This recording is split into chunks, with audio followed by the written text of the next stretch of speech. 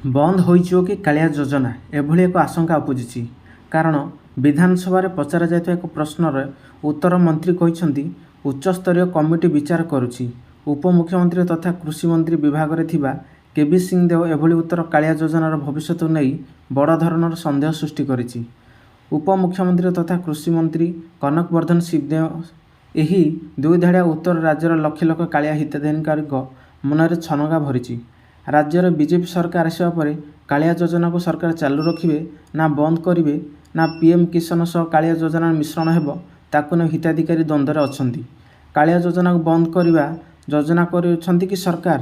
ଯଦି ବନ୍ଦ ହେବ ତେବେ ହିତାଧିକାରୀଙ୍କ ପାଇଁ କି ପ୍ରକାର ଯୋଜନା କରିବେ? ଆଗାମୀ ଦିନରେ କାଳିଆ ସହାୟତା ଜାରି ରହିବ ନା ବନ୍ଦ ହେବ? ବିଧାନସଭାରେ ଏନେଇ ପ୍ରଶ୍ନ କରିବା ସହ କୃଷିମନ୍ତ୍ରୀଙ୍କ ଠାରୁ ଉତ୍ତର ଜାଣିବାକୁ ଚାହିଁ ରଖିଥିଲେ ବିଜେଡ଼ିର ଦୁଇ ବିଧାୟକ ଅରୁଣ ସାହୁ ଓ ଗୌତମ ବୁଦ୍ଧ ଦାସ। ଯାହାର ଲିଖିତ ଉତ୍ତର କୃଷିମନ୍ତ୍ରୀ କହିଛନ୍ତି ରାଜ୍ୟରେ କାଳିଆ ଯୋଜନା ସମ୍ପର୍କରେ ଉଚ୍ଚସ୍ତରୀୟ ଆଲୋଚନା ଓ ବିଚାର ଚାଲିଛି।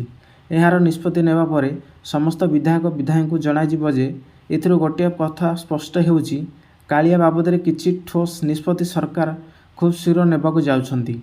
2019 ନିର୍ବାଚନ ପୂର୍ବରୁ ଆରମ୍ଭ ହୋଇଥିଲା କାଳିଆ ଯୋଜନା।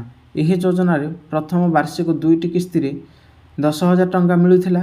ଉଭୟ ଖରିଫ ଓ ରବି ଚାଷ ପାଇଁ ମିଳୁଥିବା ଅର୍ଥ ସହାୟତା ପରବର୍ତ୍ତୀ ପର୍ଯ୍ୟାୟରେ ସହାୟତା ଟଙ୍କା ହ୍ରାସ ପାଇ 4,000 ହୋଇଛି। 45,67,524 କ୍ଷୁଦ୍ର ଓ ନାମମାତ୍ର ଚାଷୀ ସହାୟତା ପାଇଥିଲେ। 19,12,122 ଭୂମିହୀନ ଚାଷୀ ପରିବାର ହେଉଥିଲେ ଉପକୃତ। 6 ବର୍ଷ ଧରି ଚାଲିଥିଲା ଏହି ଯୋଜନାକୁ ନେଇ ସରକାର ହଠାତ୍ କାହିଁକି ବିଚାର ବିମର୍ଶ କଲେ?